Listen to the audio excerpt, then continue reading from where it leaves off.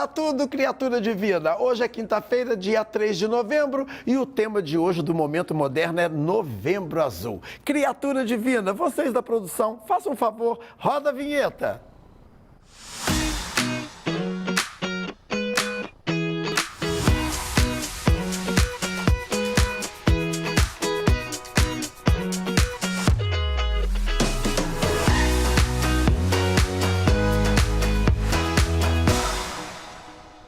Boa tarde! Está começando mais um quadro Momento Moderna.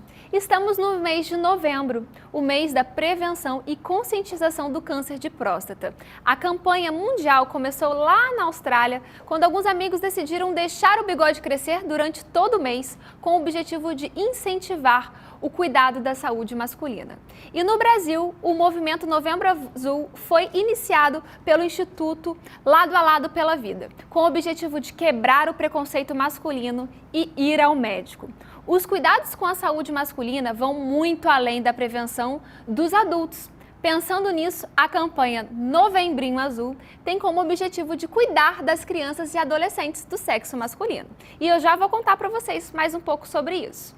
E para falar com a gente hoje aqui, eu tenho dois convidados incríveis, que é a doutora Tatiana Marques, que é cirurgiã pediátrica, e o Cleiton Beley, que é urologista. Sejam muito bem-vindos ao programa de hoje, ao nosso quadro. Obrigada pelo convite. E, Cleiton, o Novembro Azul, ele fala mais sobre o câncer de próstata e a saúde do homem, né?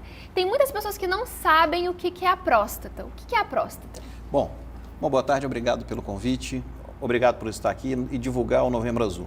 Bom, a próstata é uma glândula do tamanho mais ou menos de uma amêndoa, que está logo abaixo da bexiga e atravessada pela uretra, tá? Pesa em torno de 15 a 20 gramas e ela é responsável por produzir algumas substâncias para liquefazer o sêmen e favorecer a fertilidade do homem. Certo. E o Novembro Azul foi contextualizado por quê, Tati? A proposta do Novembrinho Azul surgiu com essa proposta do Novembro Azul, dos cuidados com o homem, e a gente puxou o gancho aí para as crianças. Em 2019 foi criado um projeto de lei que determinava essa atenção sobre a saúde do menino e diagnóstico precoce de doenças que devem ser tratadas na infância para que não tenham repercussões na vida adulta. Tá certo. E a partir de qual idade, Cleiton, os exames de rotina do homem eles devem ser feitos como uma forma de prevenção, assim? Bom, como forma de prevenção, eu diria que o homem tem que começar desde garoto, tá? No autoexame dos testículos, na avaliação de possíveis varizes testiculares ou varicocele que vão influenciar lá na vida adulta, infertilidade e outras coisas. Com relação ao homem, já na quarta década de vida, por volta dos 40 anos de idade, já deve começar a fazer o exame de PSA, que é o antígeno prostático específico. É uma substância onde a gente dosa no sangue para poder estar avaliando a próstata, tá? E isso deve começar já aos 40 anos de idade. Tá certo. Ô Tati, eu vejo que muitas mães, né, que eu também faço parte de grupos de mães, ficam muito preocupadas em relação à fimose. E às vezes gera um desespero, muitas vezes, que não é necessário. Explica um pouco para as pessoas que estão assistindo a gente sobre a fimose, eu acho que é bem válido. Sim, é um dos temas que a gente aborda no Novembrinho Azul, o tratamento precoce da fimose. Na verdade, a fimose é a incapacidade do prepúcio, que é a pele do pênis, de ultrapassar a glande e propiciar uma higiene correta do pênis. Deve ser tratada assim que diagnosticada. Normalmente a gente vê um bebê com fimose, deve apenas acompanhar, traçar alguns cuidados de higiene para essa mãe. E a partir de 1 ano de idade, você pode utilizar pomadas de corticoide para tentar diminuir essa intensidade do apertamento da fimose e propiciar uma melhor higiene do pênis. A partir desse tratamento, se não houve sucesso, você pode começar a traçar um tratamento cirúrgico com os pais. Melhor idade seria a partir de 2 anos para frente, onde você pode ter um melhor acesso sobre os cuidados pós-operatórios da criança. Sim. Não há urgência em tratar, a não ser que essa criança tenha doenças do aparelho urinário já diagnosticadas ou tenha infecção urinária de repetição, por exemplo. Sim.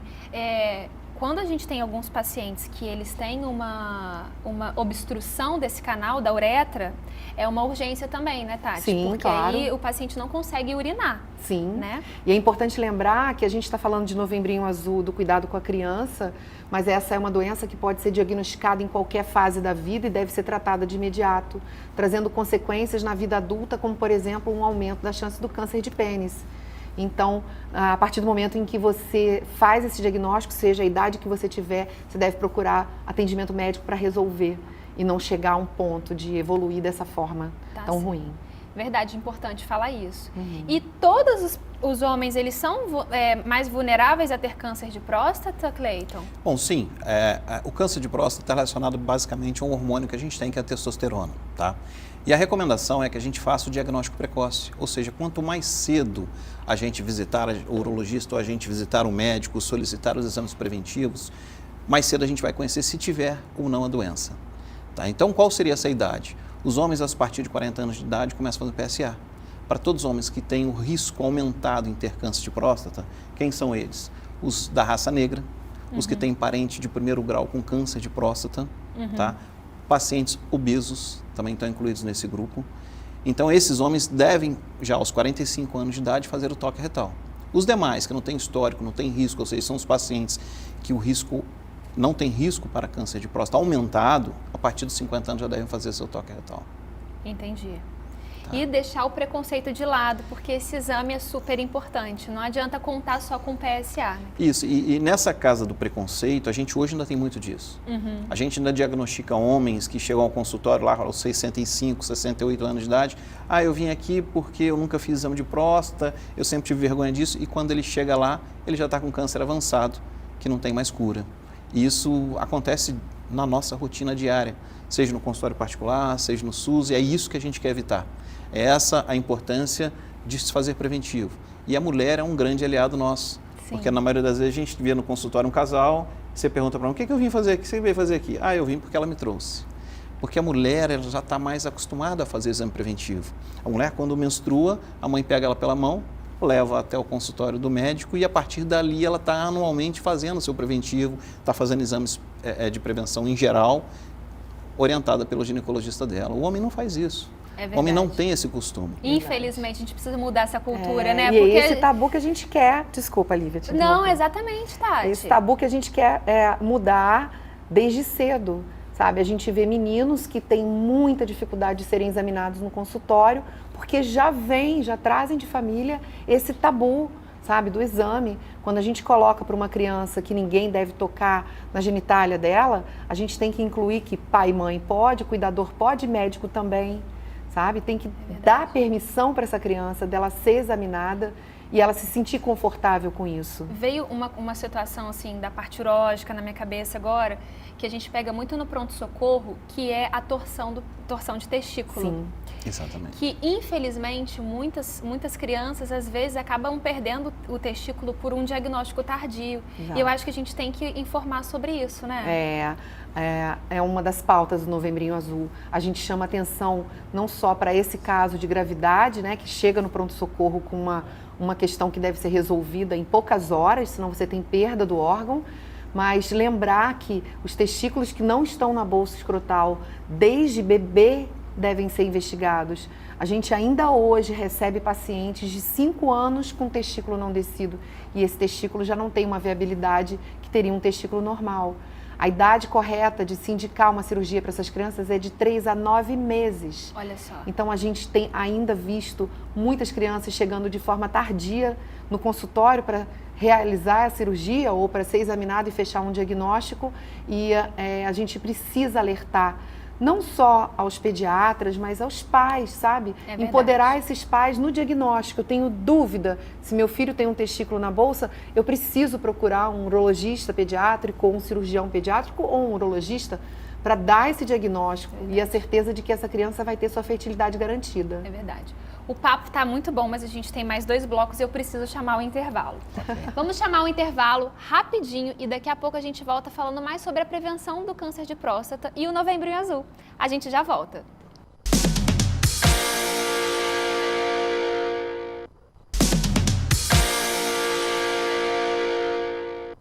hoje o nosso tema é sobre a campanha de prevenção do câncer de próstata e a saúde do homem, que é o Novembro Azul. Estão comigo aqui a doutora Tatiana Marques e o doutor Cleiton Beley para tirar algumas dúvidas sobre a saúde do homem. Cleiton, se fala muito do câncer de próstata, mas temos sim o câncer de pênis, que também merece a sua importância. Explica um pouco sobre essa doença. O câncer de pênis é endêmico no nosso país, né? E está muito relacionado principalmente com a higiene do órgão, em a capacidade de lavar esse pênis todos os dias. E inclusive a gente teve uma campanha na Sociedade Brasileira de Urologia alguns anos atrás, exatamente, de lavar o seu amigo, né? E isso parece brincadeira, mas não é.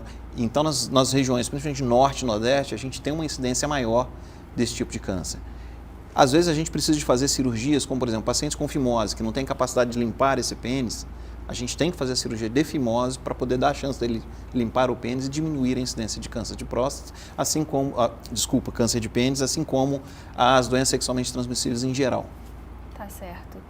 E Tati, os adolescentes agora, tem alguma coisa que a gente pode passar de recado para eles, de doenças que acometem mais os adolescentes? Quando a gente estava conversando sobre o Novembrinho Azul, esse é dos fatores que a gente quer estimular a esse menino a aprender a se cuidar, a saber olhar o seu corpo e observar as suas transformações. A gente lembra que no começo da puberdade, a gente imagina que já esteja tudo ok nessa situação em relação à fimose que o Cleiton está falando, né? A gente espera que esse menino já saiba se cuidar, mas se não sabe, é um momento de alerta, de você perguntar para o seu filho se ele sabe se cuidar, se isso está bem para ele, se ele tem sentido dor, se ele está sentindo algum desconforto, alguma dificuldade na sua higiene pessoal. Dor testicular, a gente sempre alerta os pais, é igual a pronto-socorro. Tem algumas doenças que podem se instalar, que são de rápida resolução, como por exemplo a orquite, que você faz um diagnóstico, medica e ok, mas tem doenças que necessitam de uma cirurgia imediata, como por exemplo a torção de testículo. A gente tem muito medo, porque os meninos eles têm mania de esconder seus desconfortos em genitália, sabe? E quando chegam ao hospital já tem essa doença instalada, o testículo torcido já está perdido e a gente acaba tendo que orquiectomizar, tirar o testículo fora, o que diminui a fertilidade desse menino. Então a gente tem transtornos de fertilidade da vida adulta por conta da não atuação nessa época da adolescência. A gente chama atenção também sobre a proteção no ato sexual, o uso da camisinha para evitar doenças sexualmente transmissíveis e uma gravidez indesejada para o menino também. É verdade. Quando a gente fala de controle de natalidade, que a gente fala da menina, da proteção com pílula anticoncepcional, a gente tem que alertar o menino que a sua parceira tem que estar usando pílula, porque nenhum anticontraceptivo é 100%, e também usar preservativo, porque você está suscetível a doenças transmissíveis você tendo uma atividade sexual, sabe? É verdade. Por aí que a gente vai alertando esses meninos da necessidade do seu autocuidado. Promover saúde para esses homens cada vez mais procurarem assistência ao longo da vida, não ficar somente nós mulheres tendo que nos preocupar em levá-los também. Para chegar cedo no Cleiton. Eu acho que o objetivo aí é conscientizar que ir ao médico anualmente faz parte da prevenção da sua saúde. O objetivo nosso aqui é que todos estejam bem a ponto de aproveitar a vida. Exatamente. É exatamente isso. E quando a gente não procura, a gente deixa a coisa aí acumulando. E existem dados estatísticos mostrando que o homem só procura o médico quando a capacidade de trabalho dele está comprometida. E ele acaba deixando isso para lá, deixando isso para depois, então ele só vai na última consequência. Ele não faz a prevenção, ele vai só para remediar. E aí pode ser tarde. É verdade. E em relação a perder o medo e o receio do exame de toque retal, que eu acho que esse é um dos tabus que a gente vive. Bom, hoje em dia a gente conversa bastante com esse homem. Eu coloco bem claramente para ele que, olha, ninguém vai te obrigar a fazer, mas explico a importância. Eu vou te falar que 90% faz. 10% fala assim, não, eu não desejo e tal, e você explica que ele está assumindo um risco e não está sabendo da saúde dele de forma adequada. Porque só o exame de sangue não é suficiente, tem que ser um conjunto dos dois e mais do que isso, tem que ser um acompanhamento. Porque às vezes você pega o conjunto dos dois e não chega a 100%. Você precisa de saber como era esse PSA antes, conhecer desse homem, saber como é que está progredindo esse crescimento. Não é ir uma vez, não anda daqui a 5 anos de novo. Exatamente. Não é assim. Então é fazer um funciona. acompanhamento. Tem que ter uma rotina de cuidado. Né? Hoje a gente tem uma evolução tecnológica muito grande. A gente tem agora um PET-TC, um PSMA que está surgindo aí, que é uma grande novidade na detecção do câncer de próstata. A gente tem a ressonância que evoluiu muito nos últimos tempos, mas ainda o toque e o PSA é o que a gente tem de armas principais para poder fazer o rastreamento desse homem. Sim. Como sempre na medicina, a anamnese e o exame físico são imprescindíveis. Sim, exatamente. claro. Né? Então não existe tecnologia, eu acho, que vai substituir o nosso contato, o nosso exame, a nossa conversa com o nosso paciente, né? Claro. E Tati, existe alguma coisa de sintoma urinário comum nos adolescentes ou nas crianças que também tem que chamar nossa atenção? Tem uma condição que é muito importante. Bom, a infecção urinária, ela já chama atenção, né, para o aparelho urinário, já chama atenção para se esse menino tem ou não algum fator determinante na sua genitália externa. Né? Se a criança faz infecção, o menino faz infecção urinária e tem fimose, geralmente as pessoas associam. Mas a gente precisa lembrar que outras condições levam a uma debilidade social muito grande, como, por exemplo, a enurese noturna, que é o xixi na cama. Existe um trabalho no Piauí mostrando que uma grande parte dos meninos de 9 a 13 anos sofrem bullying constante por perda urinária diurna, por doenças que a gente chama de disfunção miccional. Existem vários tipos e várias causas que fazem com que a criança tenha perdas diurnas de xixi e à noite façam xixi na cama. Essas crianças sofrem bullying na escola, sofrem repreensão em casa. Os pais não têm coragem de divulgar porque parece incapacidade própria. Eu não tive condição de fazer meu filho parar de fazer xixi na cama, de desfraldá-lo definitivamente. Então existe uma condição familiar de proibição de se falar nesse assunto. Então quando você diz tem tratamento, tem diagnóstico, isso é uma doença, tem tratamento, procure ajuda para o seu filho, ele não precisa passar por isso. Nem você precisa passar por isso sozinha. Um sofrimento familiar em conjunto. Exato. Né? Tá certo. Eu preciso parar mais um pouquinho a nossa conversa, porque o Thaí tem uma dica e um recado para você. Lógico que sim, meu amor. Agora eu vou dar uma dica para você que gosta de estar com a saúde sempre em dia e preparado para os desafios do dia a dia. A Borg ADAZ Sênior é um suplemento alimentar de vitaminas e minerais que ajudam, olha só, no bom funcionamento do organismo. Ele fortalece o sistema imunológico e é capaz de diminuir o estresse. É isso mesmo, e o cansaço também. Por quê? Pois ajuda a repor os nutrientes necessários para um sistema imunológico forte e eficaz. Além disso, melhora a energia e a disposição. É rico em vitaminas indispensáveis para a saúde e auxilia o organismo na resposta contra infecções, tem ação antioxidante e não contém açúcar. O consumo regular de vitaminas minerais, gente, em conjunto com uma alimentação equilibrada e hábitos saudáveis, só traz o quê? Grandes benefícios para a sua saúde. É isso aí. Borg ADAZ Sênior. Você encontra na drogaria moderna mais próxima de você. E tem mais um detalhe, você pode comprar pelo Televendas ou pelo site drogariamoderna.com.br. Mais um detalhe, converse com o seu médico antes de incluí-lo na sua rotina. Tá bom para você, Delícia?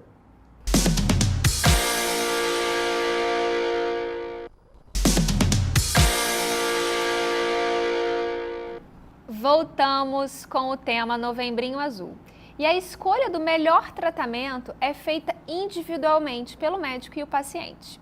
E ele irá definir quais são os riscos, benefícios e os melhores resultados para cada paciente. Tati, a gente esqueceu de falar alguma doença aí nesses outros blocos?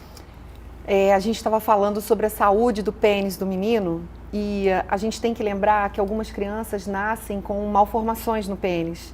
Tanto no que diz respeito à posição da uretra no pênis, quanto na exposição da haste peniana.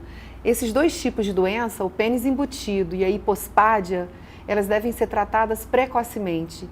São doenças de difícil abordagem cirúrgica que às vezes necessitam de mais de uma cirurgia, Portanto, quando você começa precocemente esse tratamento, você tem chance de fazer com que isso aconteça na infância e que a criança não leve para a vida adolescente, para a puberdade, essa doença que para eles é bastante desagradável.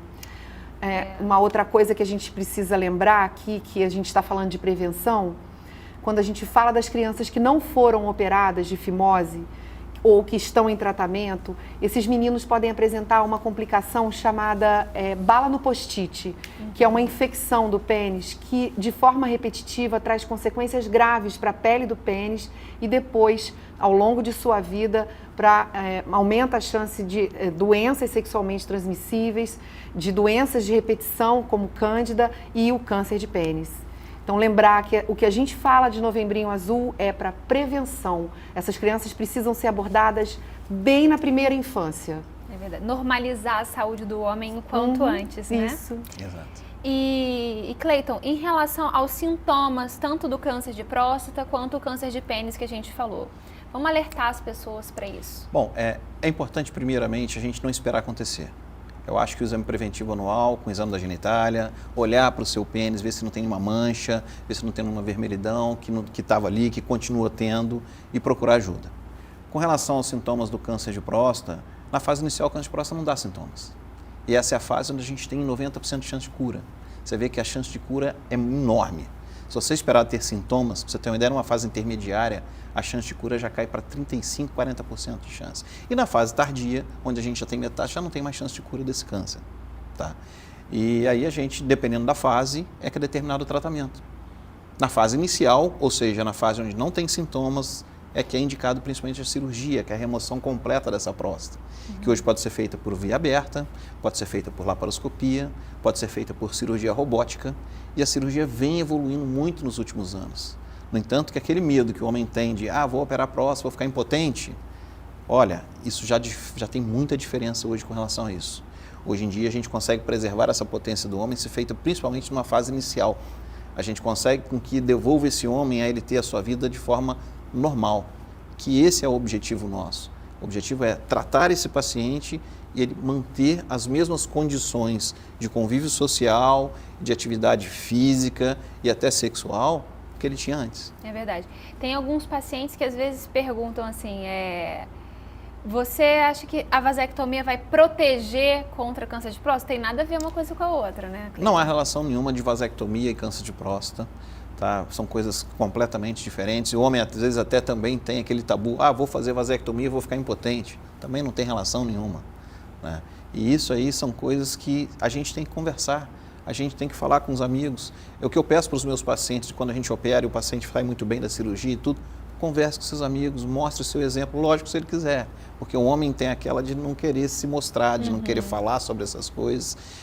Existem homens, às vezes, que fazem uma cirurgia de câncer de próstata e fica com uma impotência. Às vezes ele não quer tratar. E como é que fica a vida dele com a parceira? Mas a gente tem que respeitar esses limites de cada um, né? É verdade. E além da cirurgia, a gente tem outros tratamentos. Existe a radioterapia, existe a bracterapia, tá? O que é a radioterapia? Radioterapia é como se você fosse tirar um raio-x de pulmão, onde você vai uma vez por dia num centro de radioterapia e lá você faz a sua radiografia. Você faz em torno de 30 a 35 sessões e, de acordo com a dose, com o volume do seu tumor, é calculada uma dose para ser administrada de radiação em você e você está tratado daquele problema ali. Tem efeitos colaterais também, às vezes até maiores do que o da cirurgia, e cada caso é um caso. É verdade. E o câncer de próstata tem cura? Pois é, o câncer de próstata tem cura e a chance de cura é de 95%. Então, o que fazer quando a gente vê isso? A chance é altíssima de cura, nós temos que fazer os exames preventivos anuais, a gente tem que conversar sobre o assunto, a gente tem que informar o adolescente, a gente tem que informar a esposa, a gente tem que informar o sobrinho, todos eles, para que essas pessoas falem, vamos lá, vamos fazer seu exame, não deixe para depois que aí pode ser tarde. Verdade. Porque senão você é como se jogasse uma moedinha para o alto. Se der cara é câncer, se não der cara não é câncer. Quando você joga a moedinha para o alto, você não sabe o que pode acontecer. É verdade. Eu vejo muita dificuldade em alguns pré-natais que eu faço, quando a gente pega um VDRL positivo da paciente, a gente tem que tratar porque é o caso da sífilis congênita e as repercussões no bebê. E muitas vezes o homem não quer nem fazer mesmo o VDRL, que é o exame que a gente tem para detectar ou tratar. Então, assim, quando a gente tem a sífilis primária, que aparece a lesão no pênis, também é um motivo para procurar um urologista, um clínico, procurar Exatamente. alguém, fazer alguma coisa. E aí vai o alerta. Por exemplo, você está falando de sífilis. Sífilis é uma lesão que ela dura por um tempo e depois ela some. Ela torna-se secundária e ela vai aparecer de repente como neurosífilis lá na frente. Aí já é uma coisa de tratamento muito mais difícil do que na fase inicial. E a gente transmite isso para a nossa esposa, para os nossos filhos, para as pessoas que são nossos contactantes, né? Então, como fazer? Como alertar esse homem que ele precisa procurar? Hoje em dia, as doenças sexualmente transmissíveis, a gente tem um boom, principalmente na fase da adolescência e da terceira idade. Quando a gente vê a adolescência, por que tem um boom? Se você vê a atual adolescência hoje, o jovem hoje adulto, ele não viu AIDS, ele não viu a época dos nossas referências na música e tal, morrerem de AIDS. Então, para eles, isso é uma doença que não existe. Só que a AIDS hoje está no nosso meio. Tem pessoas vivendo do nosso lado ali. E aí, aquele garoto, isso é muito comum em doença sexualmente transmissível, aquele garoto que estudou no colégio a vida toda com a turminha dele. E aí, quando ele chega lá no terceiro ano, no segundo ano, ou seja, no segundo grau, ele começa a se relacionar sexualmente. Só que ele entende que aquele amigo que ele conhece desde criança é seguro. Mas não é, porque ele tem outros contactantes. E aí, como é que é isso? Agora, se já é difícil no adulto de se expor, né, de querer fazer um diagnóstico de uma lesão dessa, você imagina um adolescente que acabou de começar a sua atividade sexual. Jamais, vai esconder ao máximo. Esse papo que a gente tem aqui é um papo que dá um podcast bem longo, porque é muito relevante, né? Mas o nosso tempo acabou. Opa. Então, gente, o programa tá chegando no final. Eu quero chamar o Thaí para vir aqui comigo, agradecer os nossos convidados pela participação. Fala comigo, Denise. Foi tão rápido, né? Olivia, depois nós vamos falar sobre a sua trancinha, tá? Ai, gente, olha só. Criatura divina, infelizmente o nosso programa acabou hoje, mas você sabe muito bem que amanhã, sexta-feira, estarei de volta e toda quinta-feira é dia de quê? Pelo amor de Deus, Momento Moderno com Lívia Saviolo aqui na tela da Band. Beijo no corpo, que a alma agradece e a sua saúde também. Fui!